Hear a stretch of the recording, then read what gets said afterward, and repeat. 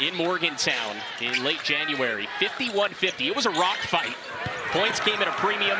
Interesting to see if the offense gets going. Early on, it does. A bucket for Clara Silva. The winner could be in a tie with Baylor. Everything to play for. The parity within the Big 12 Conference on the women's side. Great post move right there from Silva.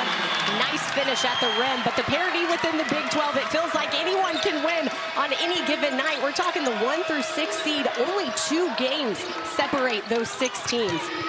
West Virginia in an early 4-0 hole, but that changes right away. 1 for 8 in that game. So not only did they not really take them, obviously they didn't make them as well. And West Virginia, not an elite three-point shooting team. They really thrive off scoring off turnovers. Badly in need of a bucket here, you get the sense offensively, in an early 5-point hole. Mimi Wheeler, transferred from Norfolk State. Physicality inside, and Wheeler will have a chance at a 3-point play. For West Virginia, because of her physicality, you see her just backing down Marta Suarez, but you do not want to get in foul trouble early in this one, and Marta Suarez already is. The tenacity of Jordan Harrison, who stands at just 5'6", pulls down the offensive board, and it leads to another bucket for the Mountaineers. Gia Cook again scores. It's your second field goal.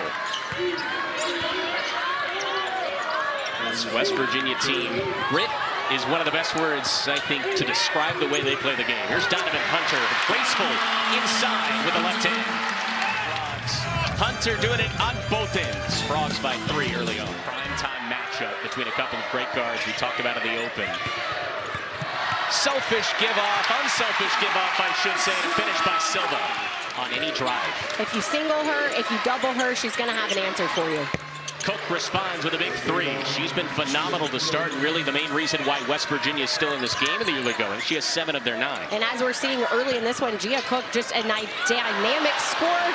Once again, West Virginia just trying to create chaos, get TCU off balance. Here's Shaw with a triple. West Virginia, like we said, just 1-3 in the first meeting. They've already doubled that. It keeps TCU off balance. They don't know what is coming. And West Virginia executing their defensive plan perfectly.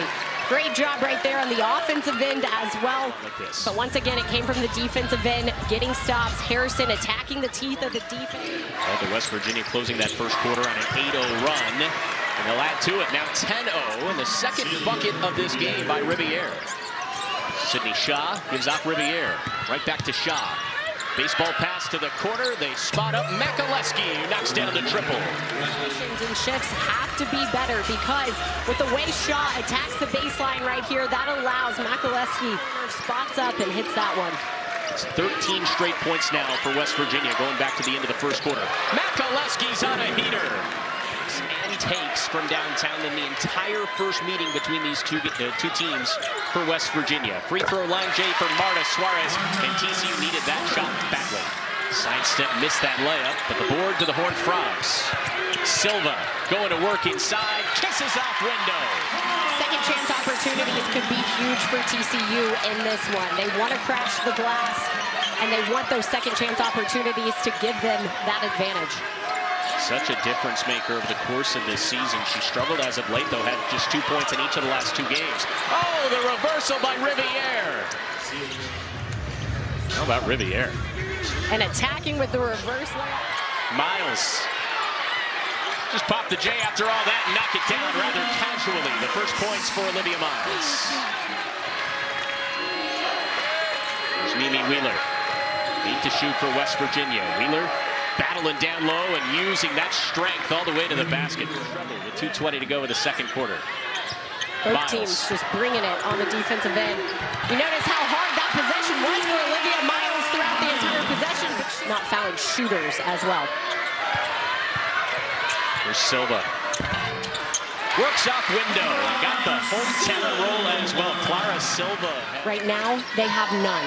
So they have to try and create more turnovers and let their defense lead to offense. Open 3 for Marta Suarez. And you just get the sense you can't keep this 3-point shooting team down all game long. Nice start there. No, they are not going to shoot 12% from 3 for the entire game. TCU is aggressive. They look for their shots. And eventually they're going to knock down their shots because they're so elite. Each player, you mentioned it, Marta Suarez makes 500 threes a day, so you know she's going to get hot. The defense turning out for the Horned Frogs as well. Miles will run the floor. Into the corner, trying to double up. They do. Donovan Hunter, and just like that, a 6-0 run. Suarez had the head fake, nearly lost it. That's an up and under and a beauty. Another bucket for the Horned Frogs. Incredible footwork right there from Marta Suarez. We talk about getting Olivia Miles going. West Virginia needs Jordan Harrison to get going as well. She still hasn't scored in this game. What a pass inside. Miles is doing it all, and the bucket by Bigby. Marta Suarez coming out of the gates, hitting a three. That allowed Donovan physical play and good defense from Marta Suarez, a player who was playing with a couple fouls and not being shy with physicality. Three for Hunter, and it's raining in Fort Worth. And they have elite shooters that are going to get hot. And that's what we're seeing here. Miles with a swipe, running the floor, end to end, another bucket, and it's 12 in a row for TCU. Who averages 13 points per game. She's still scoreless. Chance here for Sydney Shaw, and she knocks down that one. Staying in this one, though, with Gia Cook just making something happen, driving baseline, and Shaw, she still has a massive amount of growth. A reminder, she's just a sophomore. She's playing at an elite level. And so is Marta Suarez. TCU inside just playing at an elite level right now. How about that? It's hard to believe, but in the first meeting, they only had 6 free throws in the entire game as well. Suarez behind her head. Hey, Houdini. She put her arms up like, not really sure how that went in, but it went in. She shrugged like MJ back up the floor. Sometimes you just got to be lucky to play this game. Sometimes better to be lucky than good, however you want to say it. It's 2 points, and West Virginia answers right back with Sydney Shaw. They're going to need her down the stretch of this game. Watch out, Hunter left it short, but an offensive rebound. Second chance here for TCU. They're just feeling it. You can feel the tangible momentum, and it results in another bucket down low. What a find to Taylor Bigby. 8-point game, 7:20 to play in Fort Worth. Cook with the finger roll. Number 10 to shoot. Extra find into the corner for Suarez. Wow.